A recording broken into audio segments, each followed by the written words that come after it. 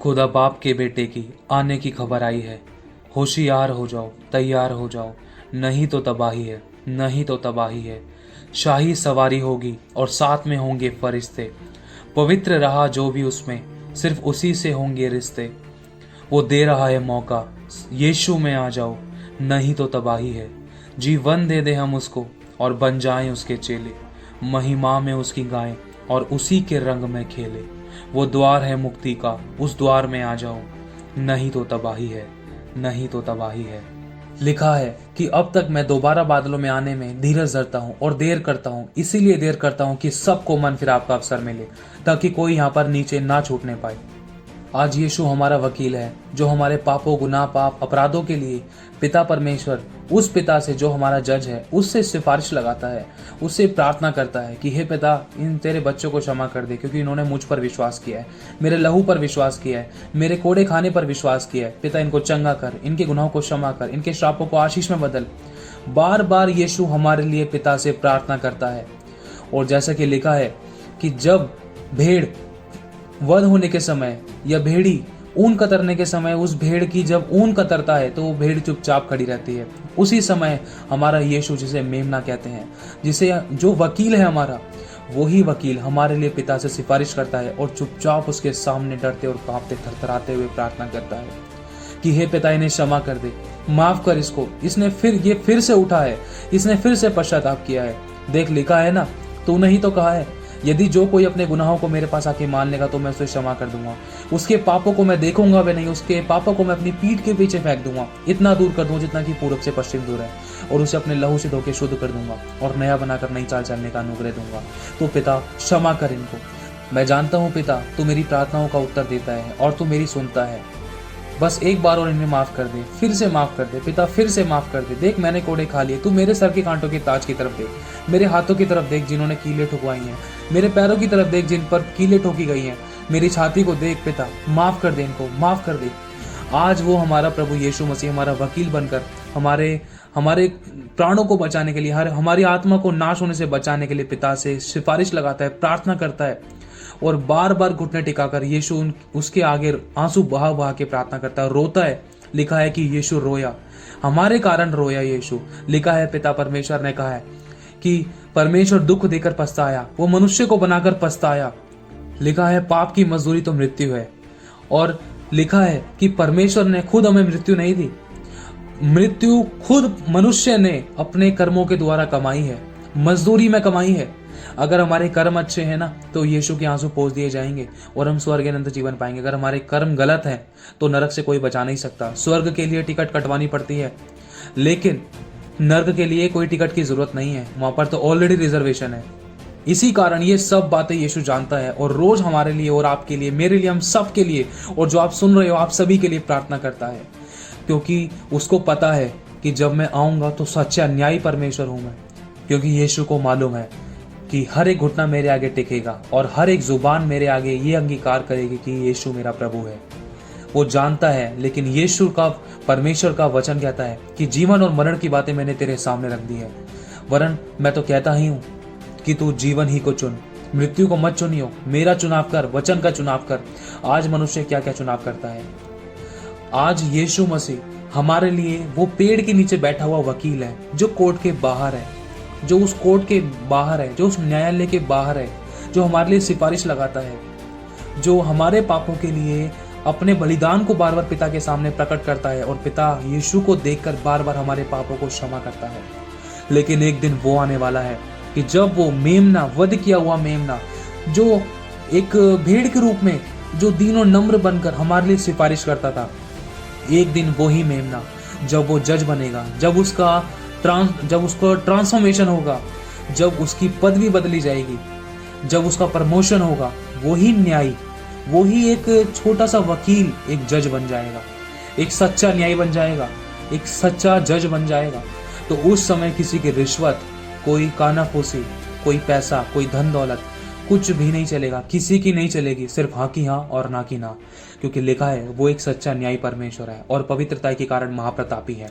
वो दोषी को निर्दोषी और निर्दोषी को दोषी नहीं ठहराता है, वो सत्य से प्रसन्न होता है, वो हृदय की सच्चाई से प्रसन्न होता है और सच्चा न्याय करता है। और उस समय किसी की नहीं चलेगी।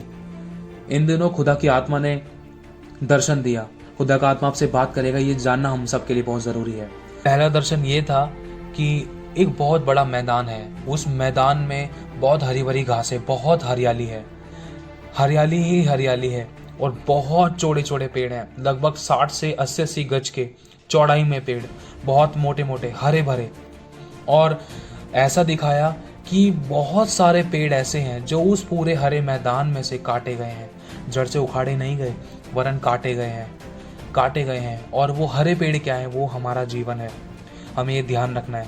वो हरे पेड़ वो दिखाता है परमेश्वर के वचन को सुनने वाले, समझने वाले, उसको ग्रहण करने वाले, उस पर चलने वाले और उसका प्रचार करने वाले, उसके आत्मा और अभिषेक से भरे हुए, उसके आराधक, उसके सच्चा प्रचार करने वाले और उसके प्रकाशनों को रखने वाले और उसकी आत्मा और सामर्थ्य से, उसके अभिषेक से, उसकी ताकत से, उसके अनुग्रह से भरे हुए, जो वचनों से, बुद्धि और आत्मा से परिपूर्ण है, ये वो है। और लिखा है कि हर एक डाली जो मुझ में बनी रहती है, अगर बहुत फल फलती है तो अच्छा है, और जो फल नहीं लाती वो काटी और आग में झोंकी जाएगी। तो हमें ये ध्यान रखना है। तो खुदा का आत्मा ये बताना चाह रहा है कि अंत के दिनों में कटाई और छटाई। कोई भी अपने आप को ज़्यादा ऊंचा या ज़्यादा अच्छा, ज़्यादा बढ़िया, दूसरों से बेहतर ना समझे।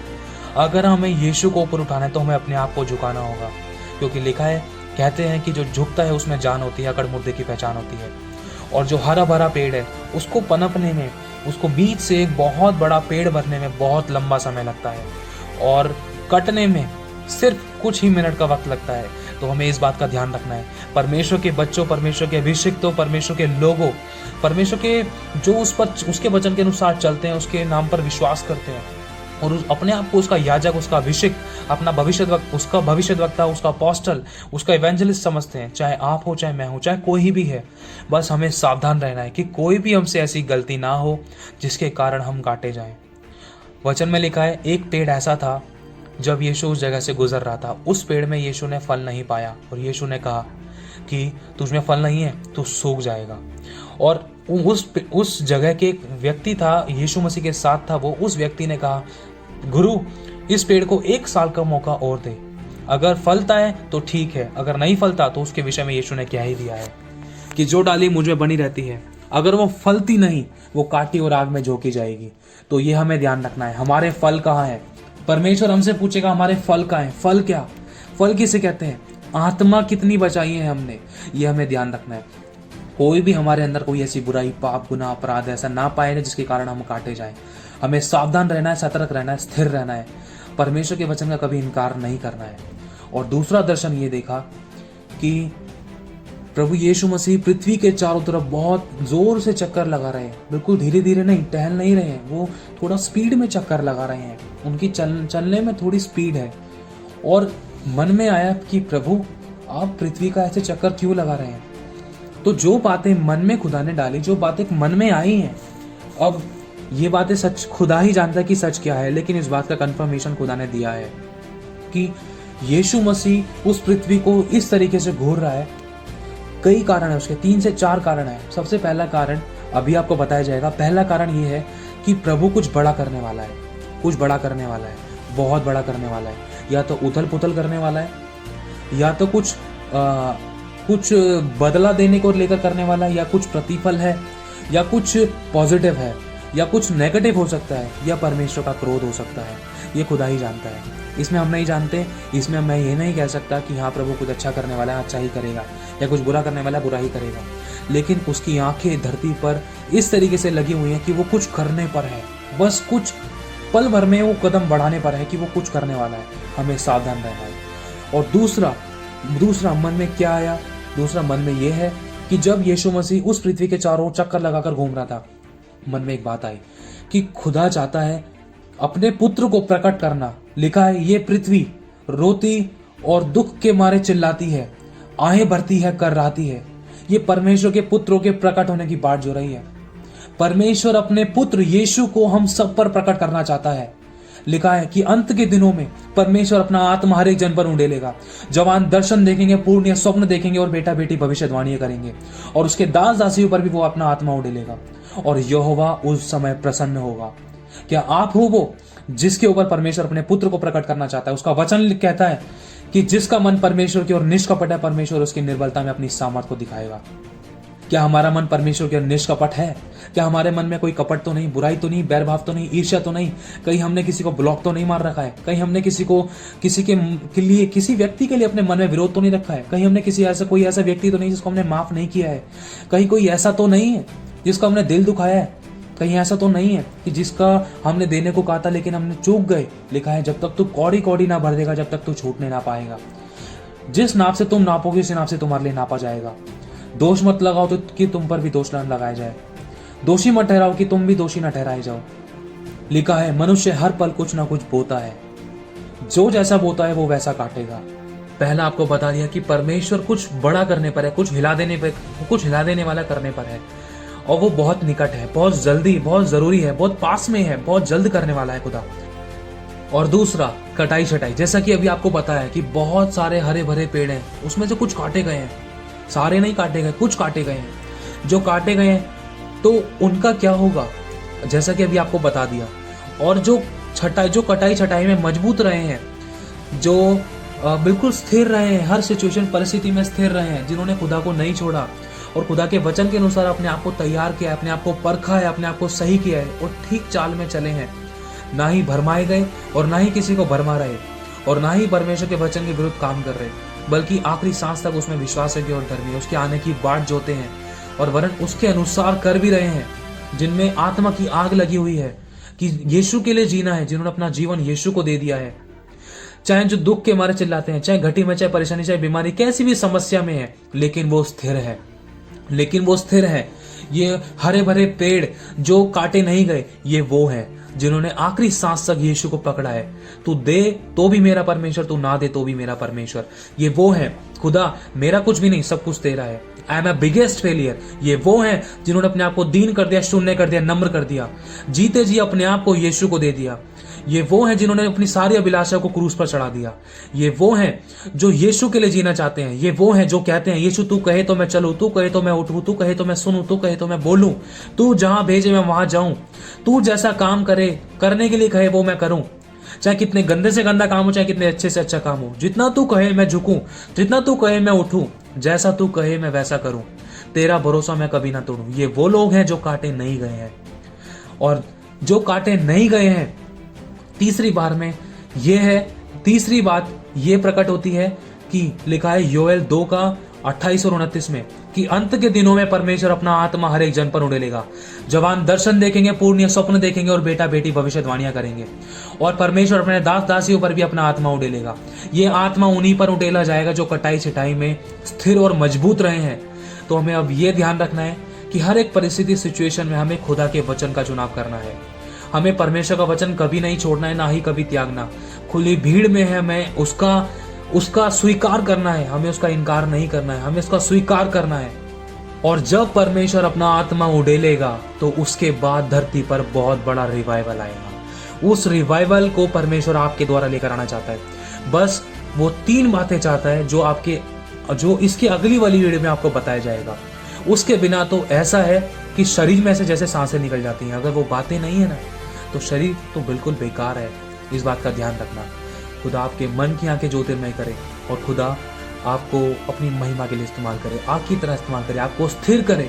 मैं किसी पे दोष नहीं लगाना चाह रहा। जो बातें अभी बोली गई वो बातें हम सबके लिए हैं, मेरे लिए भी हैं।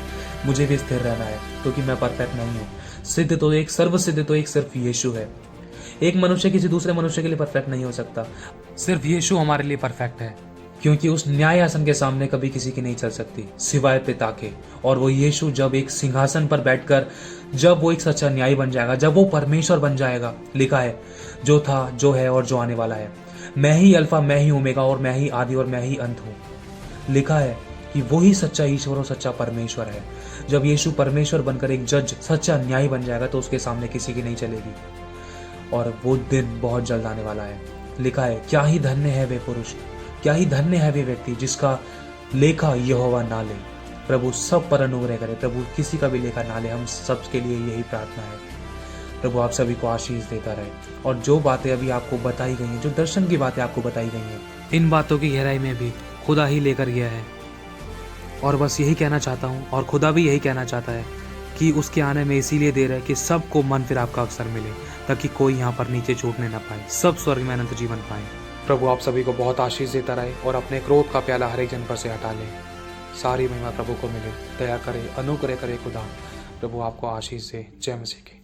आमीन।